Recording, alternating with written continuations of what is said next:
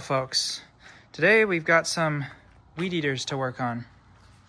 So I bought these at a thrift store today for $20 for both of them, so that's $10 each. And they're in, I guess, non-running condition, but they both pull over and both have at least a little compression. This one doesn't have very much, so we might be tearing it down and cleaning out the rings or something. They're definitely probably about the cheapest ones you could get. The brand is Home Elite. Not a brand I've really heard of, but who knows, maybe they're popular. They're probably about the simplest design you can get. No safety mechanisms. The kill switch is just that. You just hold it down to kill it. I mean, it's kind of cool. We'll see if we can't get these things running in this video. Because I've been needing a little weed eater to do trim work, because we have the FS250R over here, and it's a great weed eater, but it's just, we just don't need that much power for a lot of the little stuff. And it doesn't have an auto feed head. It has this old style head with this really thick string, which is great for just going through really thick brush or like thick weeds and stuff, but it's not so good for trim work because it just tears up like fences and things. Like if you go along a wooden fence, it'll mess it up if you're not careful. That ends, it's a pain to replace the string when it does get short. So it'll be neat to have some small units. So one of them is definitely like newer than the other, or at least in better condition. So I guess we'll start with this one. So this kill switch is pretty much always on. So we'll prime her up here. It's already got fuel in it. I can't imagine that it's good gas. I don't know. But we'll prime it up anyhow. Turn on the choke and see what this thing will do.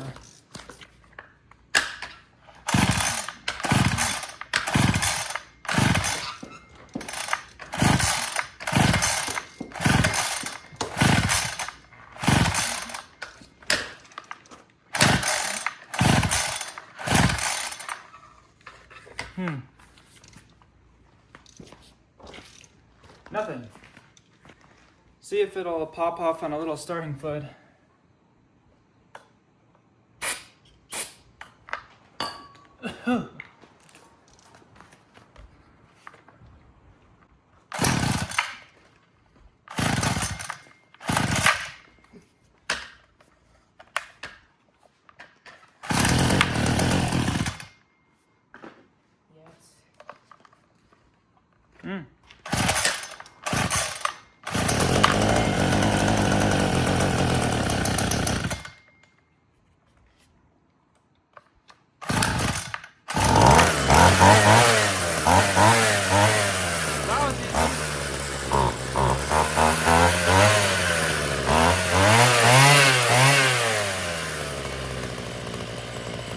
Well, that was easy. Well, might need a little tuning, but well, I bought them and the guy said they didn't run. Well, that runs. That wasn't running on ether, it was running on gas, I think. That's an impression.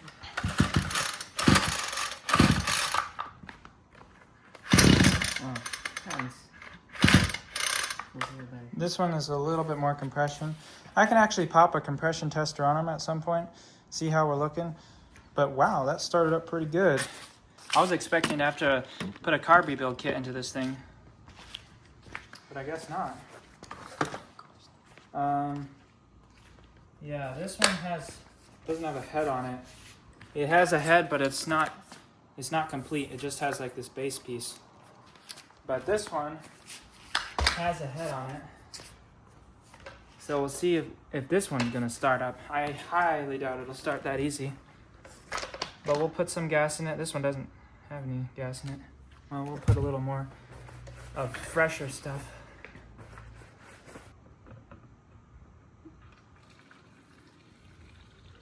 Ooh boy, those have a tiny tank. Yeah, it's small. If anything, we'll just purge out the old fuel in there by priming it a lot and get some of this fresh fuel I put in.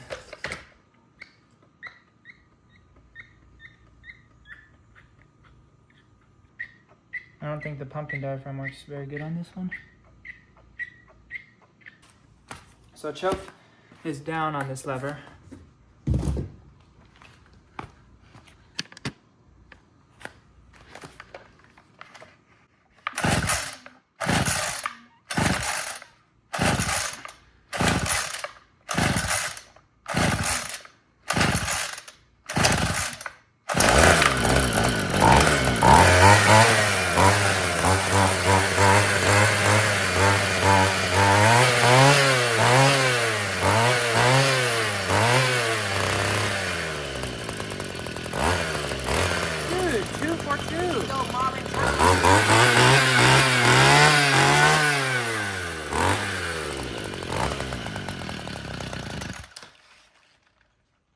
Dude, 2 for 2. Are you kidding me? $10 each and they both run without any work at all? That's hilarious. I don't know if that guy even tried starting them because they both, I mean, it took some pulls, but they both started. This one, I didn't even put any starting fluid, nothing. It just started on what was pretty much in there. Awesome. So neither of them have a good air filter. This one, I guess, has an air filter in it, but the air filter cover is missing on both of them, which is unfortunate. But for $10 each, that's a steal. Except not a steal, a home elite. They're running pretty good. Neither of them wanted to idle, but that might just have been because they weren't warmed up, I don't know. Do these carburetors have any adjustments to them? There's an idle speed adjustment, and it looks like they do have a high and low adjustment, but they're covered up. Okay. Interesting, okay.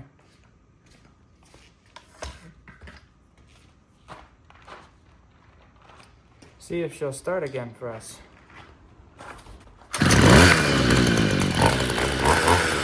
First pull, dude.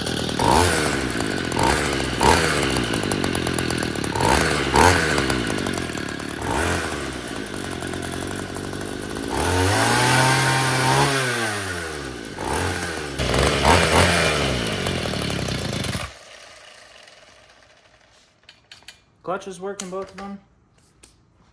So yeah, I think we'll definitely be selling one because I obviously don't need 2 of them. But it was kind of a package deal, and I'm not mad about it. So I can probably make my 20 bucks back, if anything. And then I'll basically just have a free unit that works. That's awesome. So I suppose we could give them a compression test if my compression tester will fit on these, just to see what it is, because I'm curious.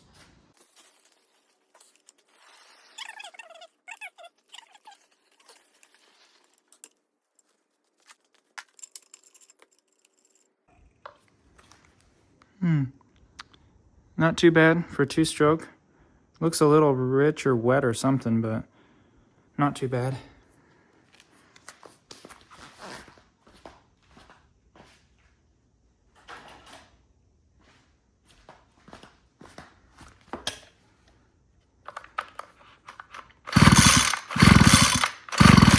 Clear the junk out of the cylinder.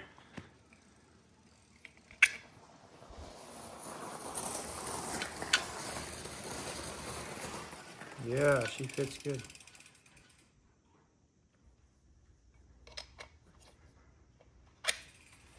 All right.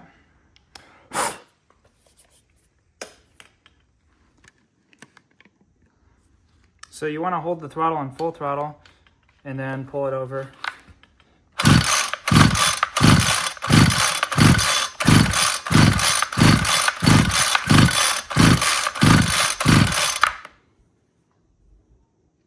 We have 140. It's up, it'll be upside down for you. Hang on, let me. Okay.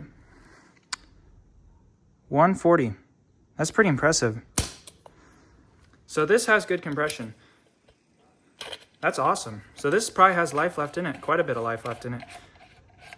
That's so awesome. Let's try the other one. Could not be happier with a purchase right now.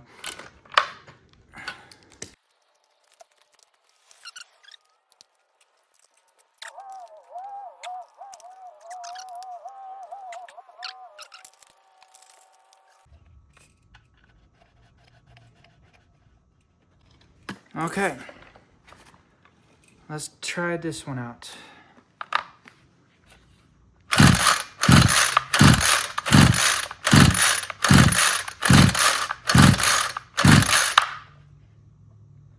We didn't build any pressure. Am I doing something wrong?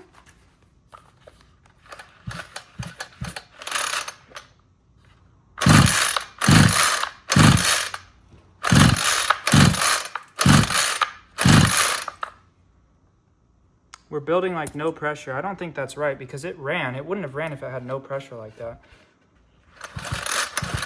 Ow.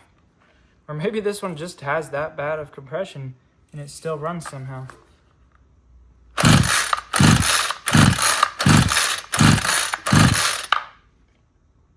Nope, nothing. That's weird. I don't know what to think about that. Well, if it runs, it runs. This one does have definitely lower compression. So at the very least, it'd be good to tear it down and free up the rings. They're probably stuck with carbon. That's usually what causes low compression on these. Either that or it's just super wore out, which is possible. But how would it still run so good if it's worn out?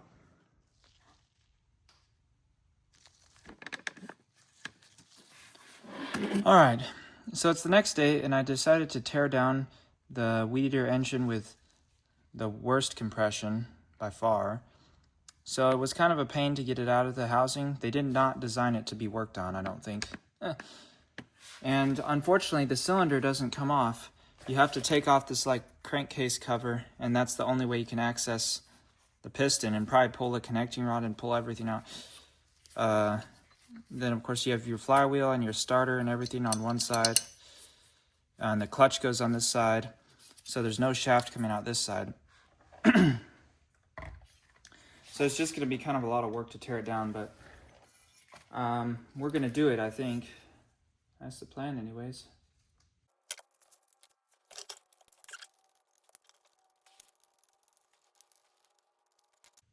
Where are we at?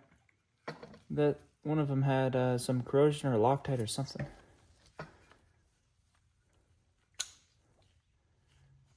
Alright, there's our carburetor. We'll just go ahead and take the gas tank off.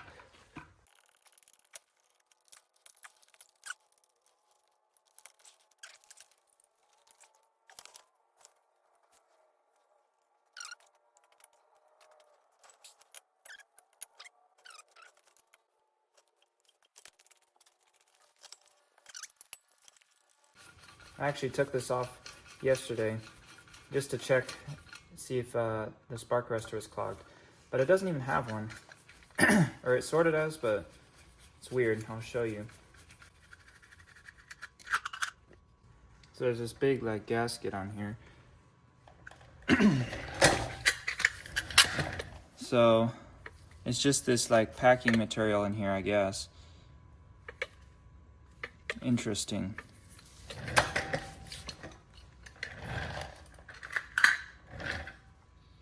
Yeah, you can tell the rings aren't sealing good. Because if you look in here, well, first off, it only has one ring.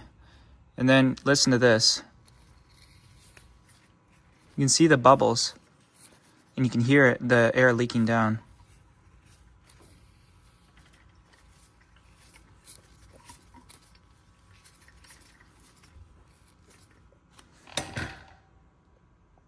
It doesn't look very full of carbon though.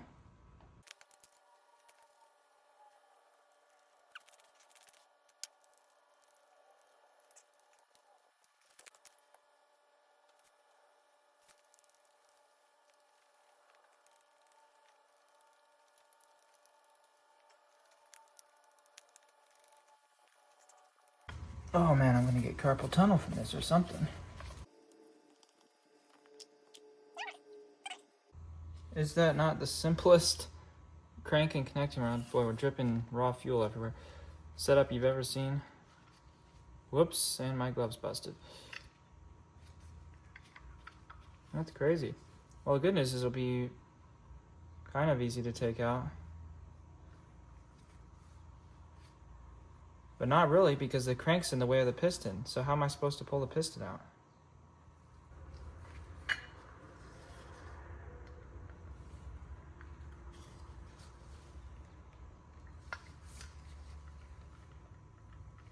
think I'm gonna need a...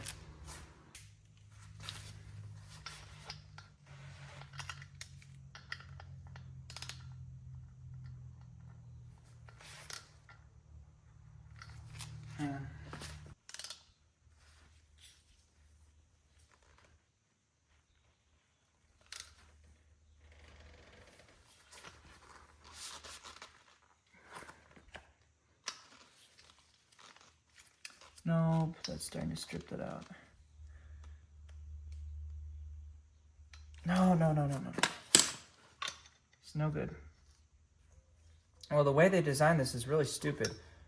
You can't get anything, you can't get the piston out unless you tear the entire thing down. Like completely.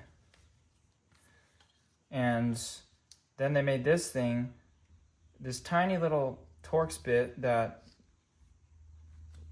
gets stripped out instantly. So there's not much we can do with this. Unfortunately, we can't get the piston out really. So yeah, there's just not much I can do with this, with that thing stripped out like that, unfortunately.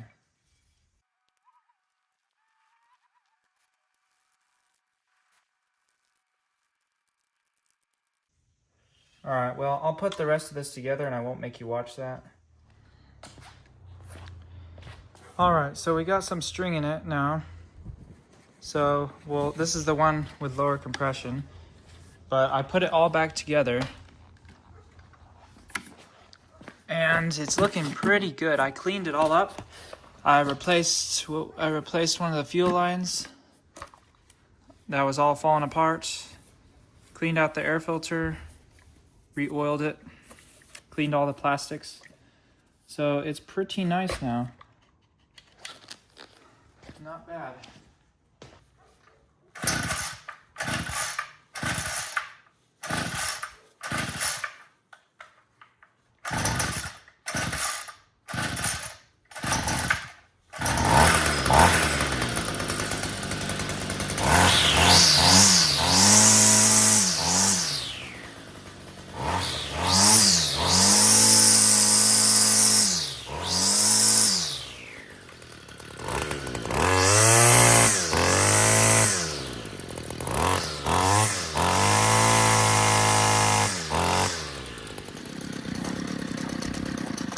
And of course it's gonna die on me.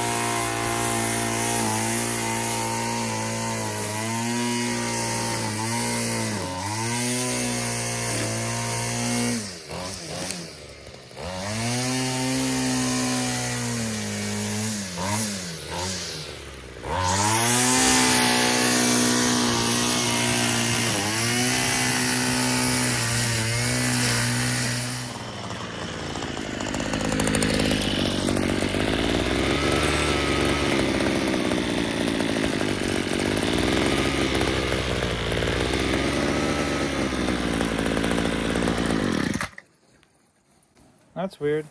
You turn it on its side and it cuts off. You tilt it back and it revs up. I have no idea what that's about. There's probably some fuel pooling in the crankcase. The head is not feeding like when you tap it, so I need to figure out what's going on with that. I mean, it cuts though, as expected.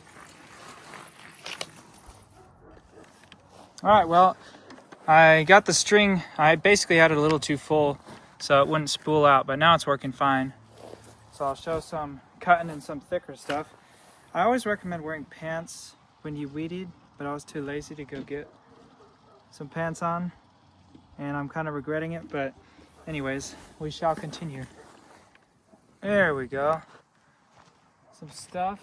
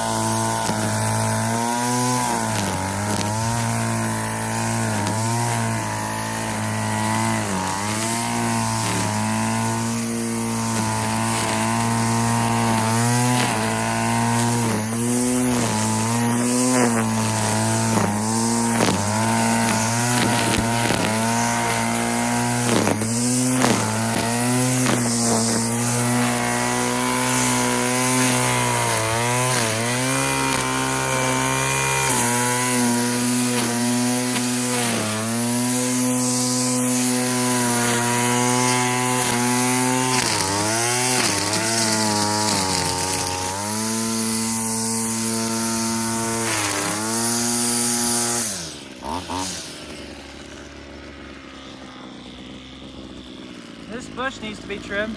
Let's see if this thing will do it.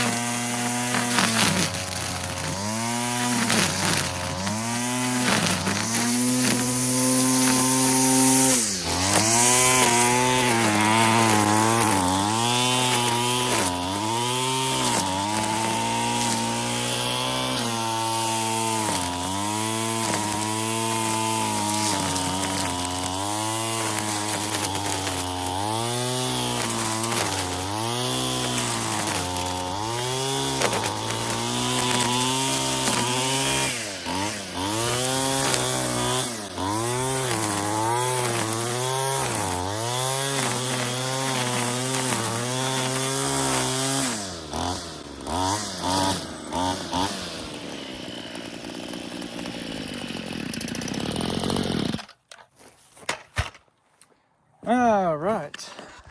No, I did not buy this thing to go easy on it, and that much is clear. It actually did that pretty good. I was kind of impressed. I mean, look at this. A weed eater is not supposed to be going through that junk.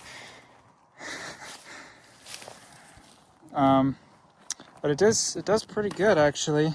I have 0.095 diameter string in it. That's a star pattern, I guess, or cross section, I should say. That's pretty good. It doesn't like to turn on its side for some reason. I don't know what that's about, but it bogs when you turn it on its side some, especially if it's idling. But yeah. All right. So I've been using this one a little bit, and there are some issues. I was talking about maybe selling one of these, but I really wouldn't feel comfortable selling this one because it has no compression still. And it runs all right, but the carburetor would need to get a carb rebuild kit. The head on it is pretty terrible. It does work, but not very well. And you can see that this thing's almost wore through where you tap it. I mean, it's pretty much destroyed. It's even got a big crack right there. So the head's pretty much almost junk. Oh yeah, and the cord in here, let me see if I can, yeah, look at that. That's busted. So it actually runs like this because it arcs between this wire here and inside there, but it's broken. Like, I don't want to sell it like that, and I'm not buying a new coil for it. There's no way I'm investing that kind of money into this. You can just see, I mean, it has so little compression, it won't even lift the thing up. Like, normally when you pull something over a two-stroke, you got to hold it down, otherwise it's going to pull the whole thing up. But with this one, I mean, it does a little bit if you pull it hard, but if you pull it slowly, it doesn't do anything. This one here, actually it's kind of similar, but it's definitely better. And this one has 140 something PSI of compression. This one has 0. I don't know how it runs. But anyways, I just wouldn't feel comfortable selling this for like any kind of money at all. So I think I'm going to tear this one apart and just, it'll be the end for it. Use it for spare parts and stuff. And this is the one I'm going to focus my attention on. So I'll buy a head for it and a carb rebuild kit because I have the diaphragm out of one of them somewhere. Here it is. It was being crushed. But you can see that it's pretty hard and distended and crooked in there. It was never going to run good with this sort of thing in it. So we'll be getting new diaphragms and then figure something out for the air filter. And then this will be my personal weed eater because I didn't really buy these with the intent of selling them. I mostly just wanted a small weed eater for my own use. So I think we'll be saving this one, and this one will be scrapped and parted out. As unfortunate as it is, these are really cheap weed eaters. They're not very valuable. It was probably gonna, I don't know. I don't think anyone could have gotten much more use out of it anyways. But yeah, that'll be it for this video. There might be more videos probably on that one. Thank you for watching, and I will see you next time.